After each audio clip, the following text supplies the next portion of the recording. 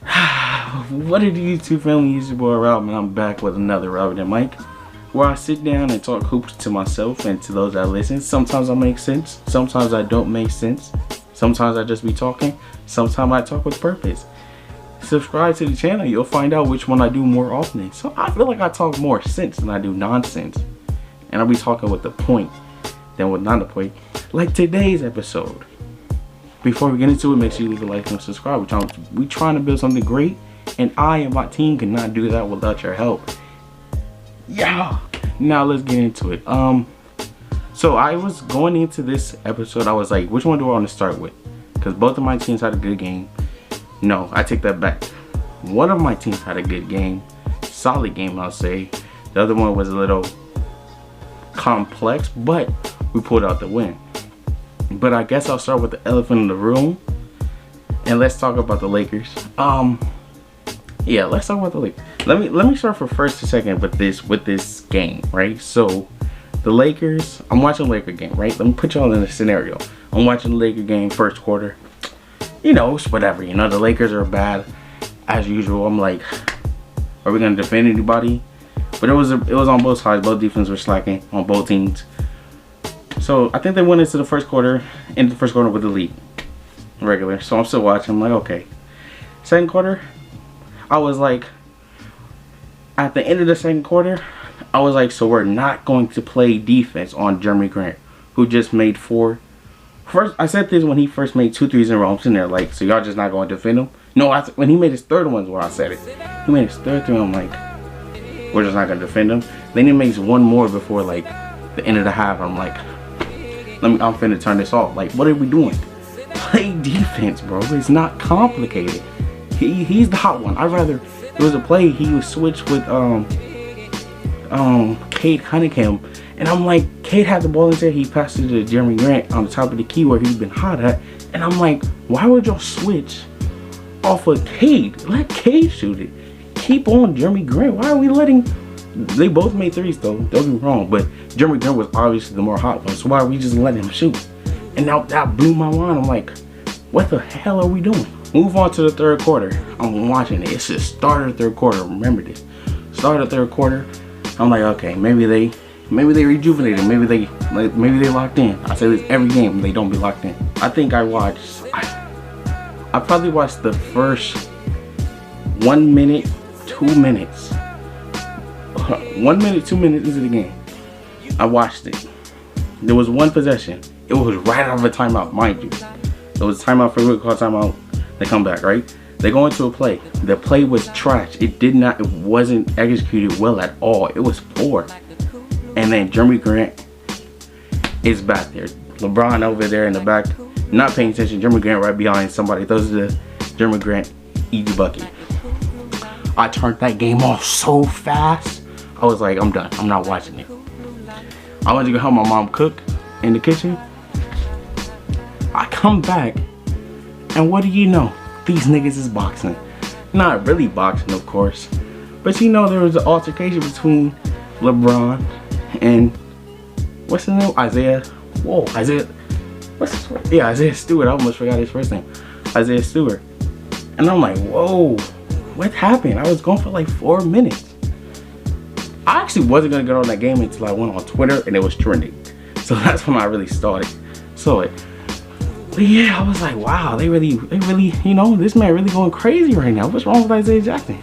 And it was just funny to watch because I'm like, they're not gonna really throw hands. Like Isaiah Jackson might look like he's trying to throw hands, but it's NBA, bro. Nobody's throwing hands, you know? I'm like, why are you reacting like this? You act like that crowd was intentional. I'm like, it's Bron, like, you know that wasn't intentional. Some would say it was though. It was just a funny altercation, honestly. Just in my years of like really watching the game, I've never seen LeBron get ejected, so it was kind of weird seeing him get ejected from a game. Like, I'm like, Bron get ejected? I've seen Bron get flagrants, I've seen Bron get technicals, but for him to get ejected, it's like, whoo, dang.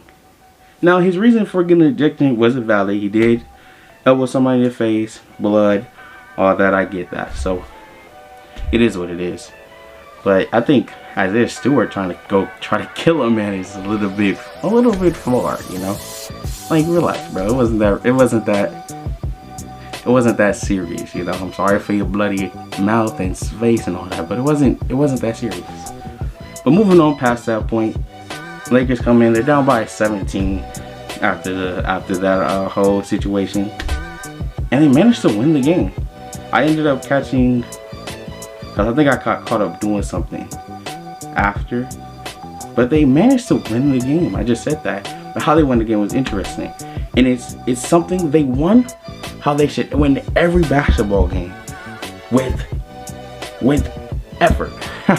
It's as simple as I can put it. It's obvious thing between me and the fans, like effort, and you saw effort from Russell Westbrook. I saw Russell Westbrook get a steal. It was a cross-court steal, I think, and he got the steal. I'm like, hey, Russell, you can do that every time, bro. You're the fastest on the court. You know what I mean? Just get in the lane. Go. That's a steal every time if you show effort. Anthony Davis showed effort, and then their offense down the end. It was Anthony Davis and Russell Westbrook.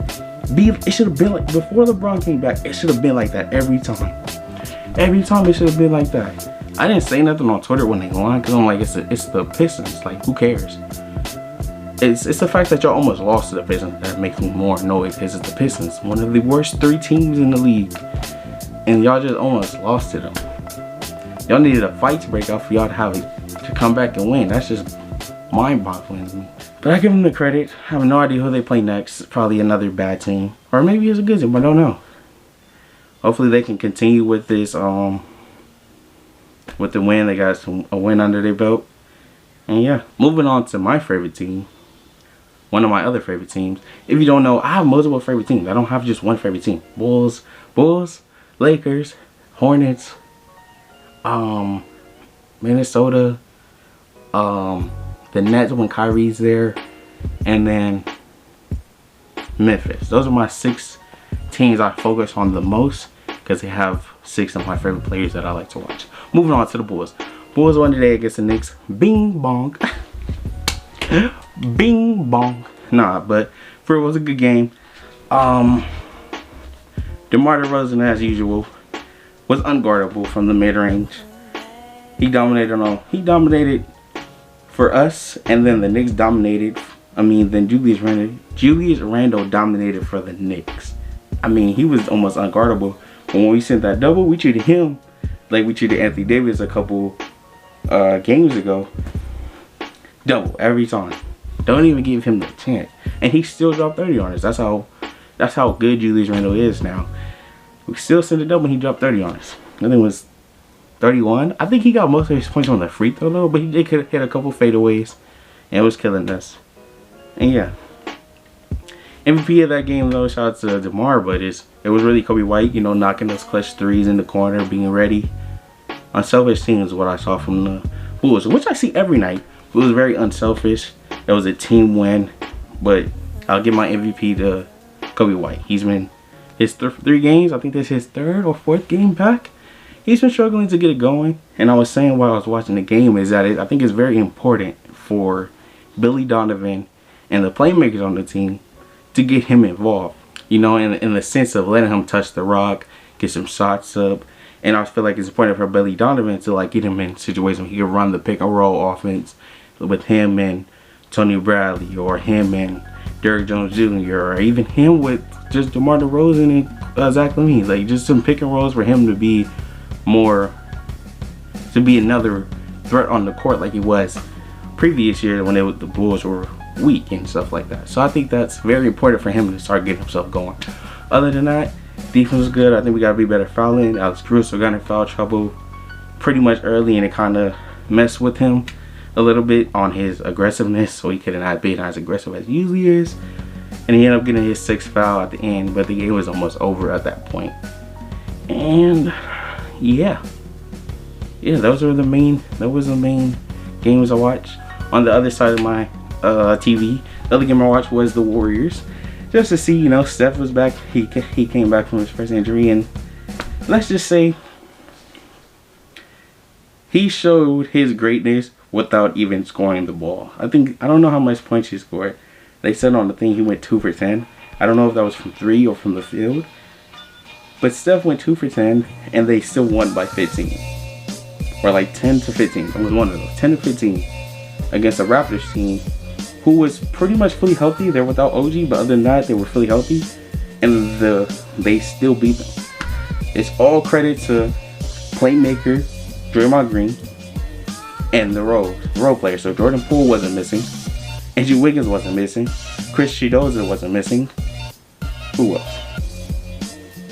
Those are probably the four that were very very, I don't know the word, but they were the most valuable that game. But yeah, I mean, Steph was getting doubled the entire game.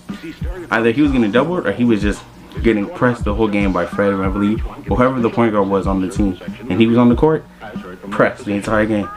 And I was joking when I was watching the game. I would be like, I'm Fred VanVleet, and we still lost, but I did my job, which was take Steph Curry out of the game. I'll blame my teammates. It's not even my fault. I did my job. I locked up the best player. I took him out the game, and y'all still couldn't do nothing? And it's my fault? It's your fault. Nah, that's just jokes though. It's the team's fault for losing, but you know, at the same time, he did his job with taking Steph out the game. He did his job. Other than that, I didn't watch any other hoops, so I'm not even gonna try to fake it. Shout out to Paul George, he had a great game. That's the only game I know. Let me see. I think it was another game. Suns won. They will beat the Nuggets, who were without Jokic, and that's it. I hope you guys enjoyed this episode of RobNaMic, where I sit down. You're not a hero, man. Leave a like, subscribe, trying to build something great, and I cannot do that. We cannot do that. Me and my team and I cannot do that without your help. And I'm out.